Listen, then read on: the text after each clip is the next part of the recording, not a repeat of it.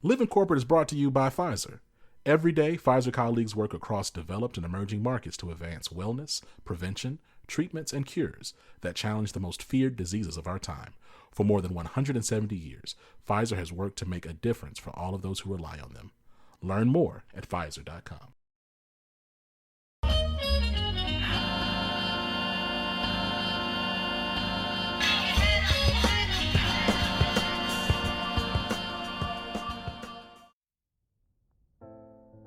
Hello, everybody, and welcome back to the Clarity Podcast, where you'll not only get the insight to help you transition your career, but we'll have raw, unfiltered conversations about equity and access in corporate America. I'm your host, Tristan Layfield of Career Clarity Solutions, formerly Layfield Resume Consulting, and today I have the honor of having Julia Rock on the podcast today. So, Julia Rock is a career and leadership development coach who has helped hundreds of ambitious Black and people of color professionals break through career plateaus to secure six-figure salaries and fulfilling job opportunities. She's also a certified professional resume writer and certified employment interview professional. Through her company, Rock Career Development, she now helps Black and people of color transitioning basketball players.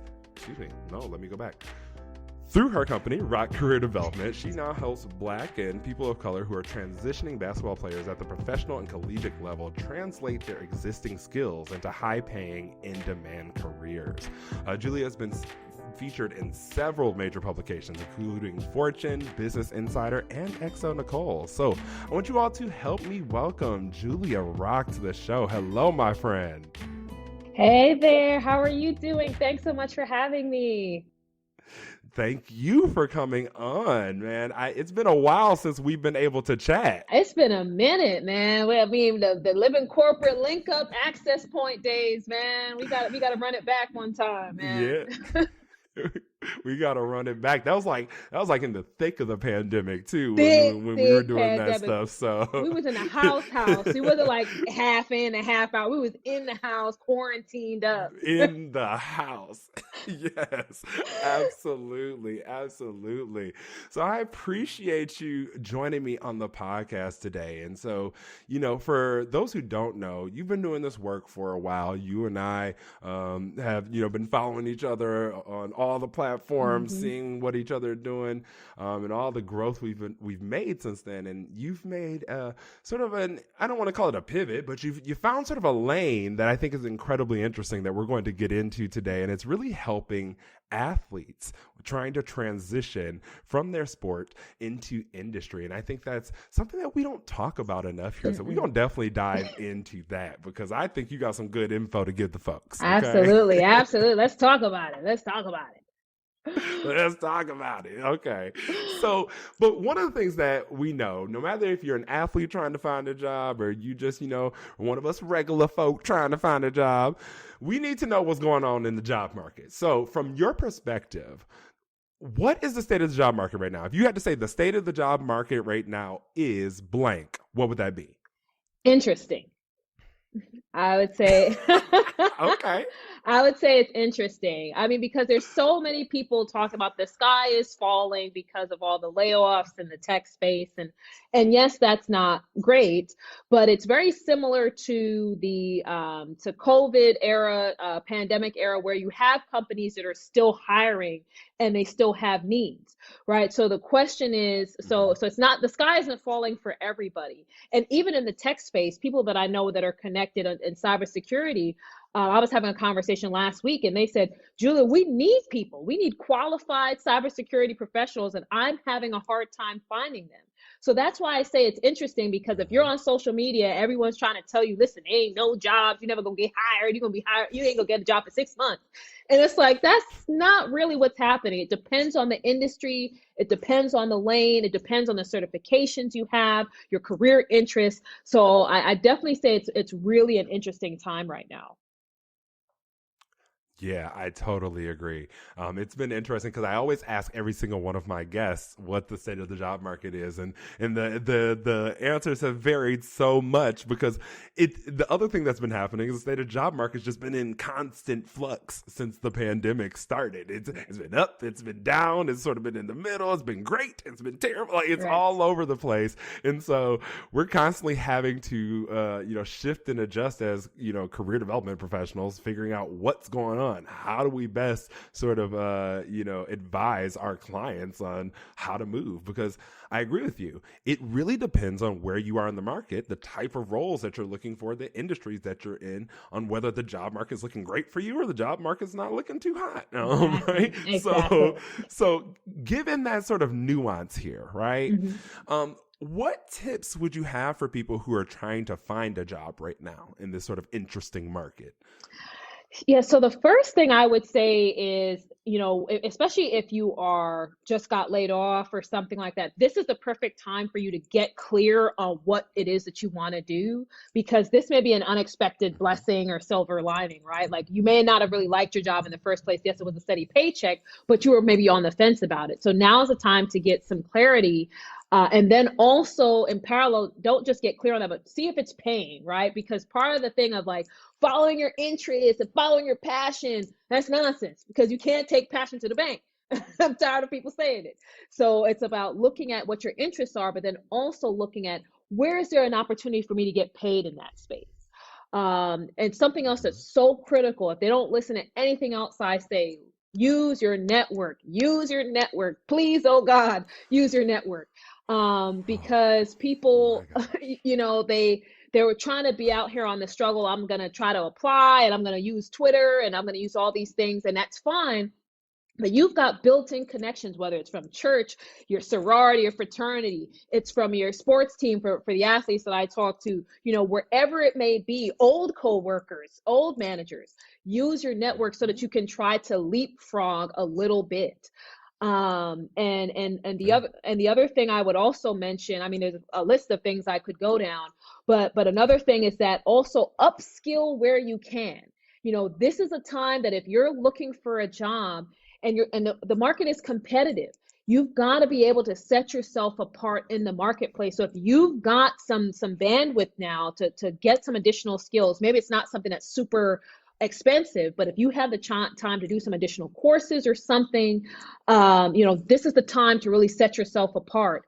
And then lastly, I'll just say this is the time to build a personal brand. If you don't have one, if your resume's trash and your LinkedIn's trash and all the stuff online is trash, this is the time to invest in yourself and take the time to put together a personal brand story, both written and then also for you to verbally communicate to others. So having a strong resume, having a strong website, if that's the lane that you're in, having a strong LinkedIn profile where all the messages tie together so that when people see you anywhere, that they know what you're looking for, they know what value you offer, and it's very, very clear.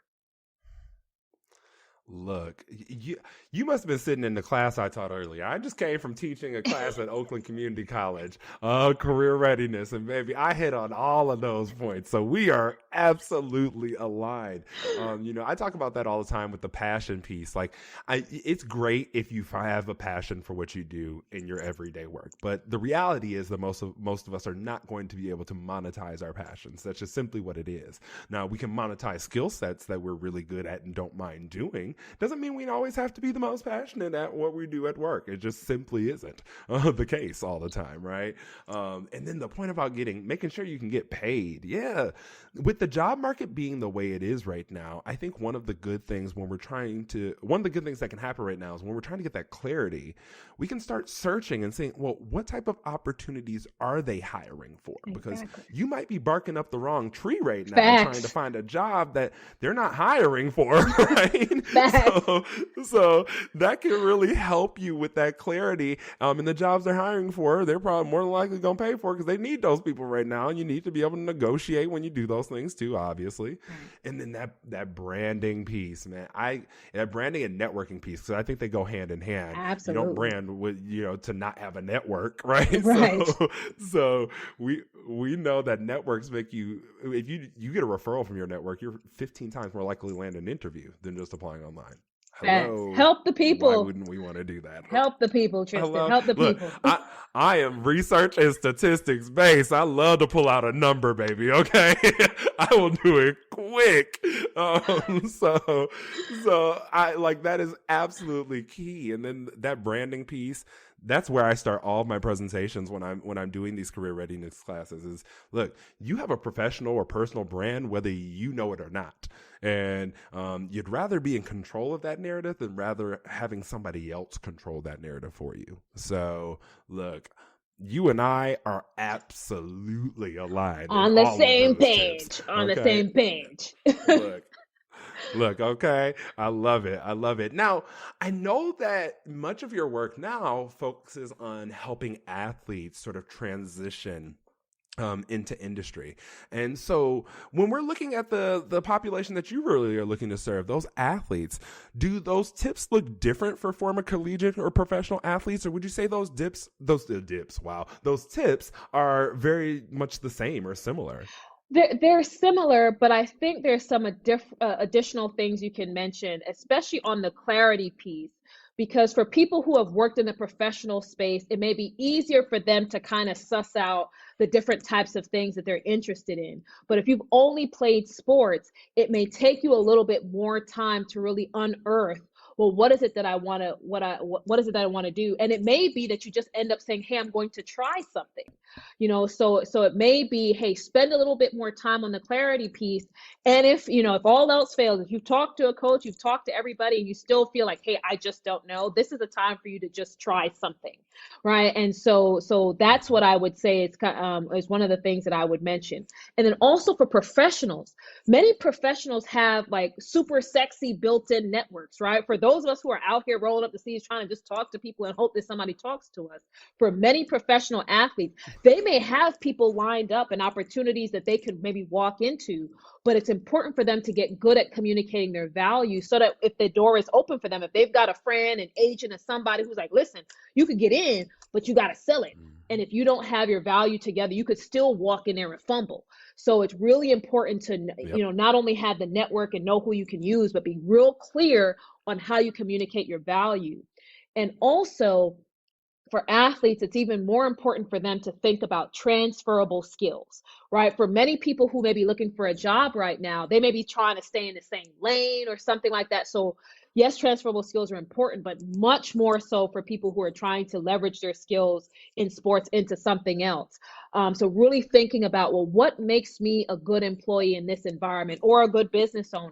Whether it's the leadership skills, the teamwork, the competitiveness, the strategy, all those are things that you that are transferable skills, but knowing how to message that is going to be really, really essential.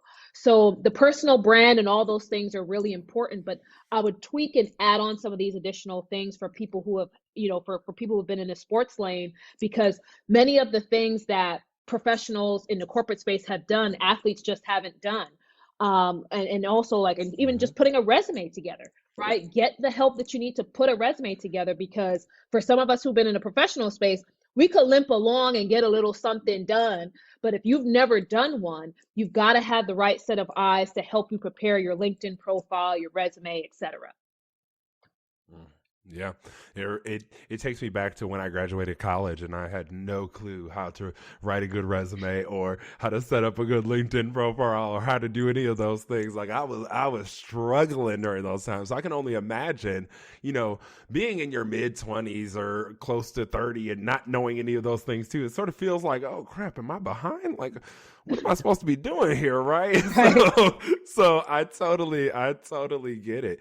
But yeah, 100%. I think you hit the nail on the head. This networking piece is important. These branding pieces are important. And I really tell everybody, like, when you are on a job search, you are a product. And when you are a product, the way you get people to buy in is through marketing. And you need to have a understanding of your target audience before you try to market anything. And so when you're talking about those professionals having those potential opportunities on the table, they need to really understand their unique value proposition, the thing that sets them apart, the thing that's going to sell them when they walk into those spaces. And it's very similar for professionals, right? Even people who are just trying to stay in the same field, if you're in a very competitive industry, you need to know what sets you apart from everybody else, right? So Absolutely. I think those are some incredibly, incredibly great tips. Oh, Now, can I sneak in one one of the more things that thing? I think about, Can I sneak in one more thing? oh yeah, go Okay, ahead. Go so, ahead. and one other thing for sports professionals, don't feel like you have to run from sports,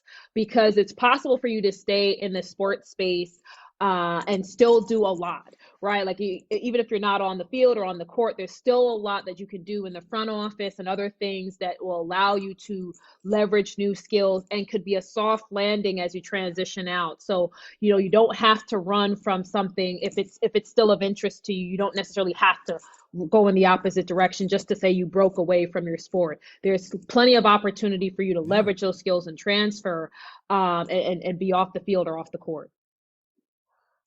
Yeah, absolutely. I love that. I love that. Sort of look around where you are and see what opportunities might fit me around here, right?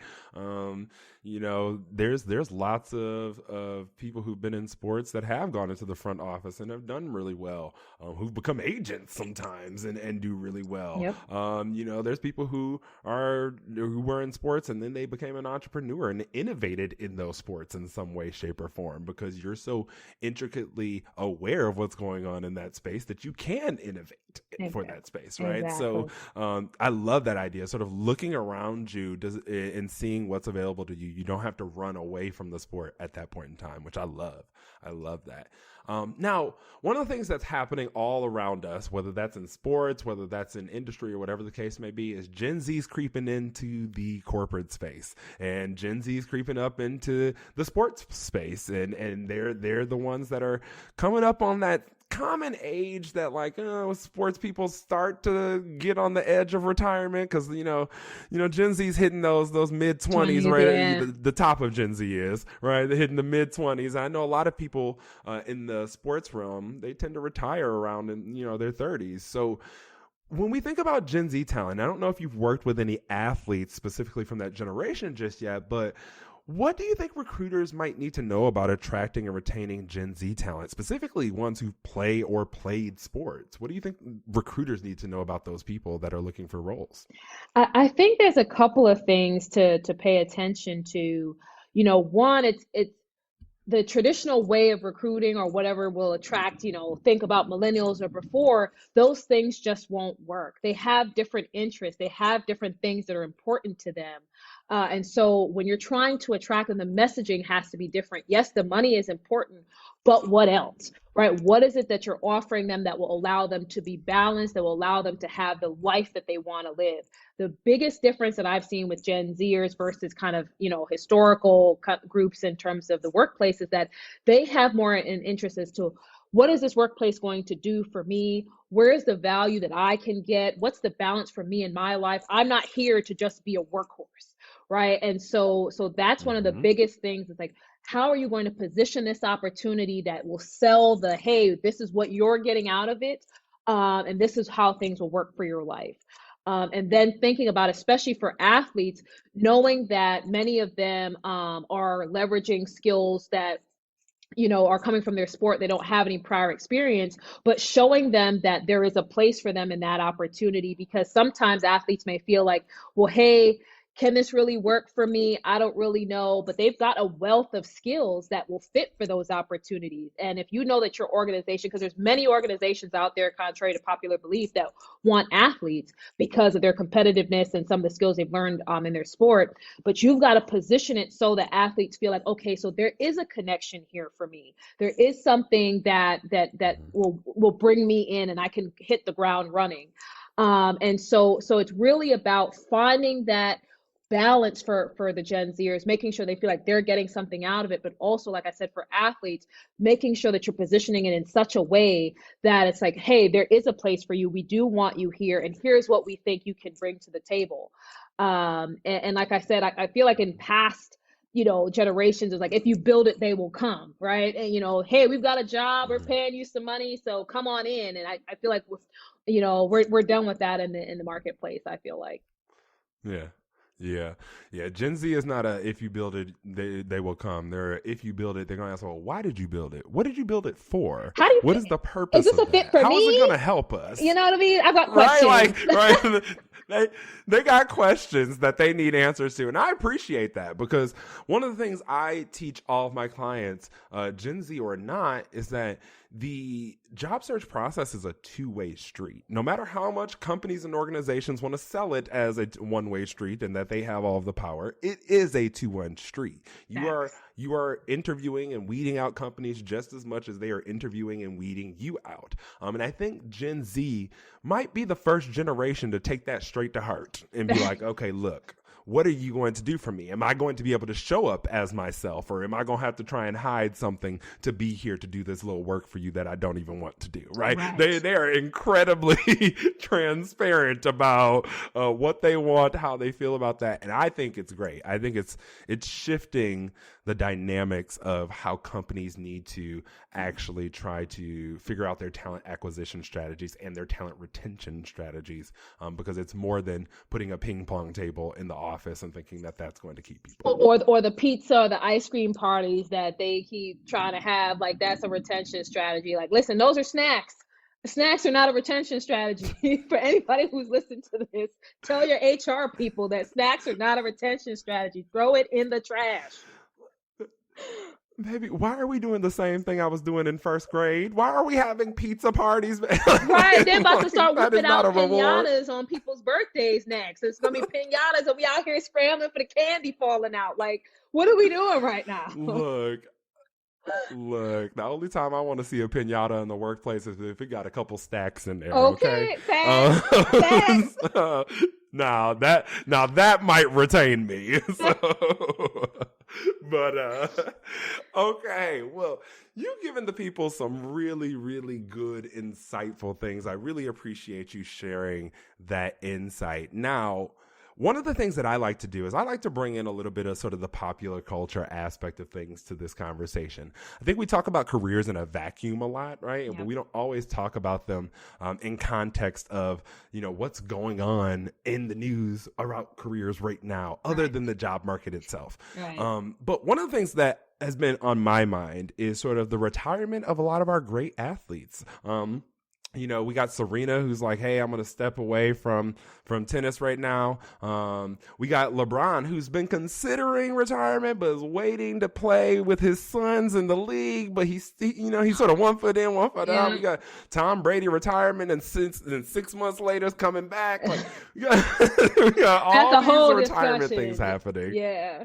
Look, oh my gosh. Let's not get started into that, because I'm going to turn into media takeout in the shade room in about 5 seconds. But one of the articles that I pulled and sent over to you was actually from a senior editor at LinkedIn News, Joseph Millard, who wrote The Next Play: How Pro Athletes Find Their Post-Retirement Careers. Yep.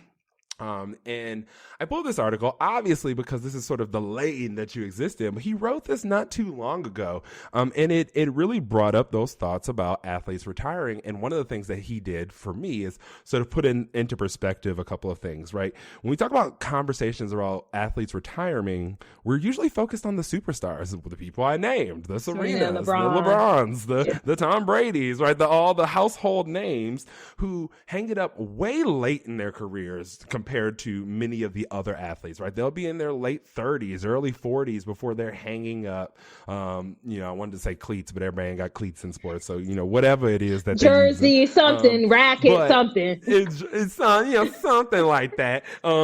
But what about the others, right? There's tons of people who play sports who aren't household names, and many of them tend to retire in their under 30, usually right in their early 30s at the latest, right? So when we talk about these people, these are the people that you are encountering on a regular basis. So first, let me ask you, you had to step into this gap for some reason. Have athletes sort of been in this space where they haven't had too many people helping them with this type of transition, and they've just had to be sort of figuring out on their own? Or what guided you to step into this gap? Because there's clearly a reason. Yes. So interestingly enough, I was still doing corporate coaching last year, and one of the ladies I was coaching, her brother had played in the NBA and had played overseas, and so she's like, "Hey, can you help my brother find a job?" And I had never worked with athletes before, but he and I were able to work together, and then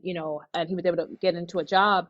And I thought about it, and I said, well, he can't be the only one. So I was happy for him, but then it was like, but he can't be the only one. And as I looked around, I realized there weren't a lot of people who are actually doing this work. They have some agencies, but for many of the agencies, it's primarily white people who are doing it. And so, or it's just, and there's some former athletes who are helping from a life transition. But in terms of truly career space, there weren't a lot of folks who were helping. And I thought, what about all of those athletes who don't have those endorsements, who don't have those opportunities? Where are they getting the support to transition? Because, for most of the college athletes, they're not going to go on to play pro. I think it's 98 or 99% of all these athletes are not going to play pro. So they have to have a game plan after sports. And so, and after they leave school, many of them are dealing with a loss of identity, loss of kind of purpose and direction, because all they've done is play sports. And then, like I said, for those who were fortunate enough to make it to being a professional, if you don't have any sort of safety net or guidance or anything, you're just kind of blowing in the wind. And so for me, when I started to look around the industry, I'm like, there's just not enough people who look like me and who look like the athletes I want to serve who are doing this work. And that's why I got into coaching many moons ago, was to help people who look like me on the corporate side.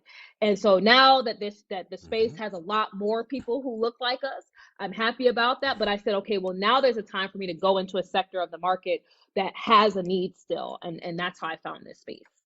The Antigen podcast returns with a 3-part miniseries spotlighting maternal immunization. When it comes to vaccine development, there's been a shifting paradigm. Help protect pregnant women and their infants through research rather than from research. Join us this season to dive deeper into this topic, the history, challenges, innovations, and exciting developments to come. Subscribe and listen to The Antigen, powered by Pfizer, on your favorite podcast app. I love that. You and I both sort of have similar missions. That's exactly why I started my business, was to help Black and brown professionals really throughout their careers. And so now sort of, I agree with you, we're getting a lot more Black and brown people in the career development space. So now sort of niching down to that, I think was really smart, really, really, really smart, especially because when I was looking in the article, it said something like professional sports leagues and unions have begun to take a more active role in helping players find their next career. And it says the NFL, for example, offers career development resources and training in areas like entrepreneurship, broadcasting, and public speaking.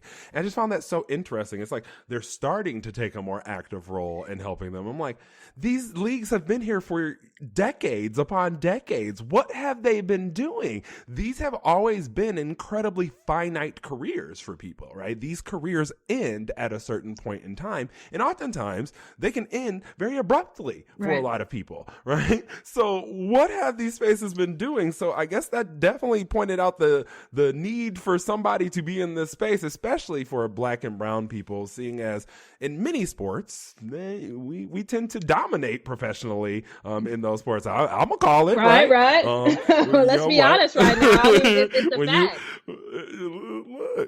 Look, unless we're talking about tennis or golf or hockey or something, beyond those two, or hockey, right? Beyond those three, we tend to dominate in many of those. Black and brown people tend to dominate in many of those. So I think that's a really smart thing. Now, when I was reading this article, and you mentioned it actually, it sounds like a lot of athletes have this situation where they've been spending so much time with their sport that the thought of leaving the sport hasn't even been able to be fully realized in their brain in any way, shape, or form. So they haven't been able to plan or even think about what they want to do. And so many of them have this identity crisis. Who am I outside of football? Who am I outside of basketball? Right. Who am I outside of tennis? Whatever the case may be. And so when we're thinking about that, have you had any clients that are in that space, and sort of what are some of the things you encourage them to do when they find themselves in that identity crisis space?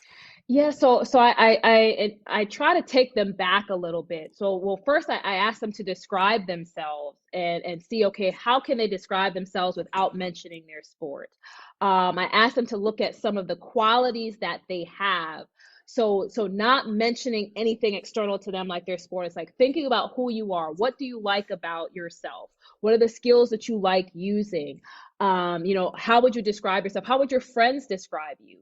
And then I also start to take them through, to think about, were there career opportunities that ever appealed to you? Because yes, you may have wanted to play sports, but there's some athletes that I've talked to, like, yeah, when I was a kid, I thought about being a fireman, or I thought about being a so-and-so.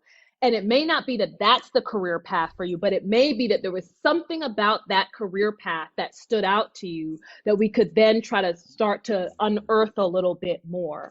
I also just ask them, what do you spend your time looking at, reading, spending time with friends about, talking to your family about? What do people come and ask you questions about? Starting to really think about, where are there different threads to pull on? Because if all you've done is focus on sports, you may not have any internships, you may not have any jobs. So a lot of the traditional stuff that you could use in terms of corporate professionals may not be there. Also, especially if I'm dealing with like collegiate level or somebody who's kind of just fresh out of college, it's thinking back to the courses that they may have done. And were there courses that stood out, things that were interesting to you? Were there projects that were interesting to you, while you're in that collegiate space? Because again, you're looking for those threads and then you can start to walk down the path a little bit. But that's really, so it's a lot of discovery and kind of digging work that you have to do. Yeah, but I think for them, it's rewarding because that's reflection that they haven't had time to do because they're just playing, they're training, they're planning, they're trying to keep their body in shape. They don't have that time for reflection and self-evaluation and self-discovery. And so that's kind of the path that I help them through. I love that. I love that. That's very similar to a lot of the clients that I work with when they don't know what they want to do at all. I take them down some similar pathways, and I think it's really funny because I was actually having a conversation with my best friend right before we got on this this recording, and I was saying that some of the things that I'm seeing in this article that a lot of the athletes are struggling with, I'm sure to them feels like it's unique and solely to them, and there is some aspects that are unique and solely them, but there are some things that I thought that were just like really sort of universal across the board. There are a lot of people whose identities are caught up in certain things, right? You worked in this certain field for so long and got laid off, and now you just don't have any direction in life because your career has been that for you for so long, or your goal has been to go through school and get a PhD, and so you've just been so focused on education and getting through school, and now you got the PhD and you reached now this what? major accomplishing goal. Now what do you do, right? Like these are things that I think are incredibly common outside of sports, but sports is a very unique lens for this to be happening in because it has such a demanding time requirement that doesn't allow a lot of the exploration or the understanding of self that other spaces might have allowed during that time, right? Exactly. And so it's just very interesting that I just see such the relation between them and other job seekers, and it's to tell you all, if you're an athlete listening to this, it's not so much different for some of the other people that you might be knowing. Because I know one of the things they mentioned too was like, one of the athletes was talking about retiring, and they're like, and they look at their peers and their friends who've gone to school and gotten degrees, and they're an accountant and supply chain manager and marketing, and they're moving on to another chapter, and they're just sort of comparing themselves to those people. And I'm like, well, you have a very unique, different set of situations, but I can guarantee you those people are comparing themselves to somebody else too and feeling inadequate and like they aren't enough or they're not where they should be. These are all incredibly common situations. So I'm just saying, athletes out there, don't feel alone. Like literally, sometimes talk to the people who haven't been athletes. They probably can tell you they felt some of those same feelings. Exactly. And sometimes hearing that can just make you feel better, right? Right, like we're all in this same boat together. We're all on this struggle, and that's why part of the reason, like, I use social media for my business and to connect with folks, but I hate it sometimes because it creates this comparison situation where, because everybody's life on Mm-hmm. social media is great, right? Like everyone's making a gazillion dollars. They're hanging out on yachts with Diddy on the weekends, right? Like it's just everybody's life is amazing. And it's like we all know it's not like that. But again, it looks like everybody loves their job, they love their spouse, they love their dog. Like it just seems like everybody's loving their life. And the truth is, for so many people, they're struggling, but we're in that comparison page looking at, okay, their life looks perfect, what's wrong with me? And so like I just had to get on my social media soapbox. Like social media is smoke Look, and mirrors, y'all. It's smoke and mirrors.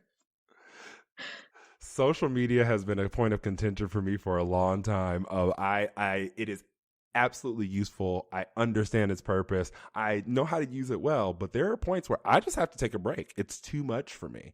And I just recently came off the heels of a break because of exactly what you said, that sort of insight into the perfect pieces of people's lives, which sometimes aren't even real, let's be honest.